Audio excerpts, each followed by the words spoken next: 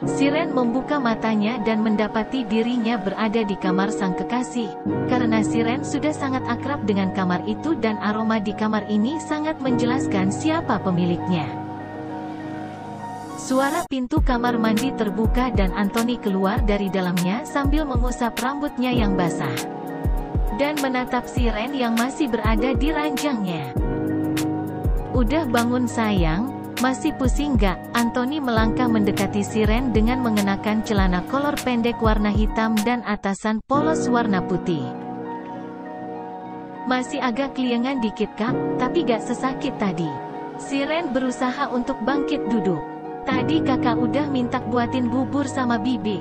Kamu mau makan sekarang?" "Perutku udah keroncongan karena tadi kan isi sarapannya udah keluar semua di sekolah." "Ya udah kakak turun dulu ambil buburnya ya." Anthony mengelus rambut Siren sekilas dan beranjak dari kamar itu. Siren bangun dan melangkah perlahan ke kamar mandi untuk membasuh wajahnya dengan air dingin untuk menyegarkan wajahnya. Saat Siren keluar, Anthony sudah menunggu di meja sofa yang ada di kamar itu. Di atas meja sudah ada semangkuk bubur dan 2 gelas minuman dan berbagai jenis buah-buahan. "Sini sayang." Anthony menepuk sofa sampingnya agar Siren duduk di sana. "Mau disuapin apa makan sendiri?" Siren membuka mulutnya sebagai jawaban pertanyaan Anthony bahwa dirinya ingin disuapi sang pacar. Anthony tersenyum dan mengambil mangkok bubur untuk mulai menyuapi Siren. Suapan pertama dan kedua sampai ketiga masih mampu Siren telan, namun saat suapan berikutnya Siren merasa perutnya bergejolak dan dirinya langsung berlari ke arah kamar mandi. Siren memuntahkan kembali bubur yang baru saja dirinya telan, sampai hanya menyisakan cairan bening saja. Anthony mengikuti kekasihnya yang masuk ke kamar mandi dan membantu memijit tengkuknya. Siren merasakan tubuhnya kembali sangat lemas dan Anthony menggendongnya kembali untuk tidur di ranjang. "Kita ke rumah sakit aja yok yang, kamu pucet banget loh." Anthony mengelap mulut Siren dengan tisu dan memperhatikan wajah pucat sang kekasih. Siren menggeleng dan memejamkan matanya, kepalanya kembali sakit seperti tadi.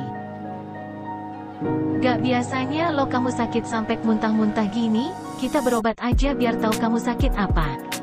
"Gak mau kak, aku mau istirahat lagi aja. Kayaknya aku cuma masuk angin biasa." Siren mencoba menenangkan Anthony yang mulai terlihat panik. "Tapi kamu itu pucet banget loh, mana sama aja kamu gak kemasukan makanan, buburnya kamu muntahin semua."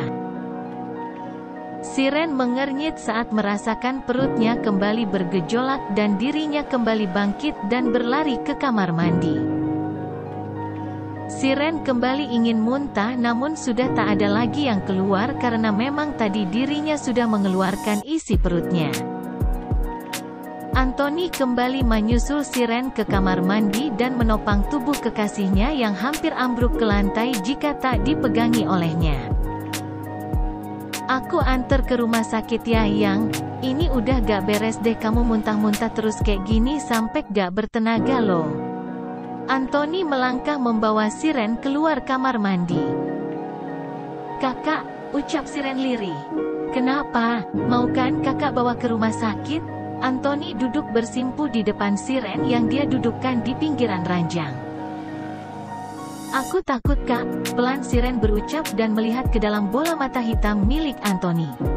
Anthony mengernyit akan ucapan kekasihnya. "Takut kenapa sayang, kan kakak anterin kamu gak sendirian."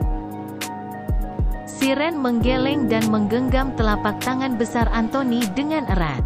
"Kayaknya aku telat datang bulan kak, harusnya udah minggu lalu aku halangan.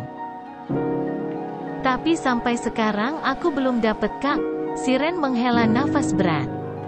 "Dan sekarang aku muntah-muntah kayak gini kak, aku takut kalau aku."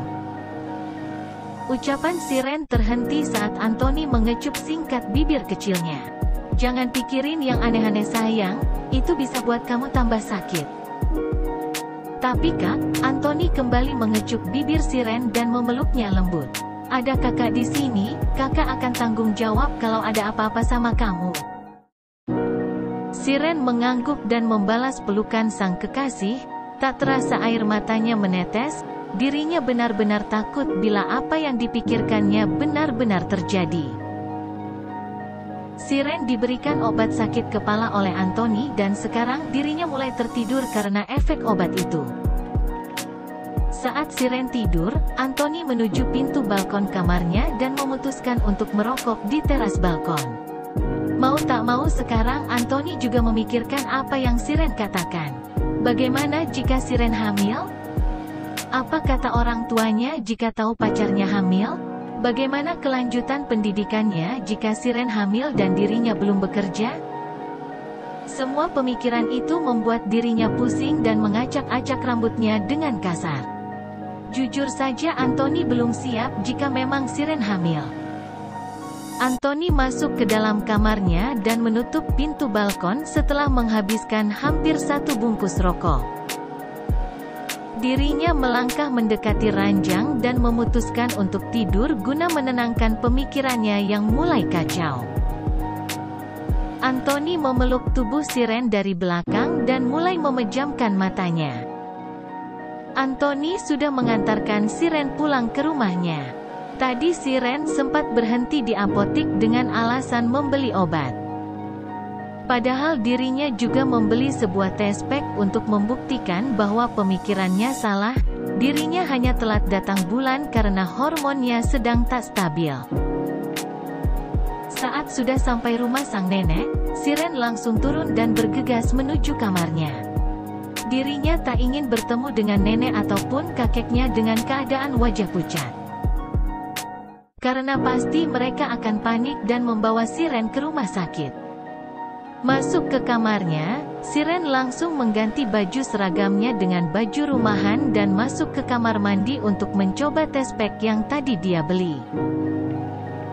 Siren menampung air seninya ke dalam wadah kecil dan mulai menyobek bungkusan test pack berwarna biru itu dan membaca cara pemakaiannya. Saat menanti hasil yang keluar di alat tes kehamilan itu, Siren tak berhenti menggoyangkan kakinya dan menggigit ujung kukunya. Dirinya sangat tegang dan tak sabar menunggu hasil pemeriksaan itu. Terlihat garis 1 muncul di sana dan Siren mengamati hasil berikutnya. Dan selang beberapa menit kemudian hasilnya sudah terlihat jelas. Membuat tubuh Siren berubah dingin dan sekujur tubuhnya menjadi seperti patung hidup. Siren menjatuhkan alat tes itu ke lantai dan tubuhnya pun menabrak dinding dan merosot ke lantai dengan tak berdaya.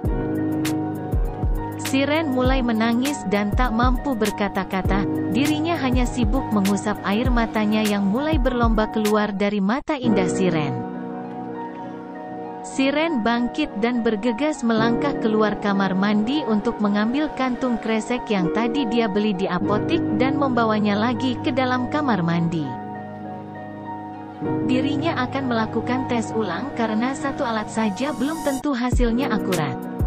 Dan Siren memasukkan total 4 buah test pack ke dalam wadah air seninya. Agar dirinya dapat yakin dengan hasil yang akan dia dapatkan. Dan hasil dari semua itu. Thank you for watching. Don't forget to like, subscribe and comment.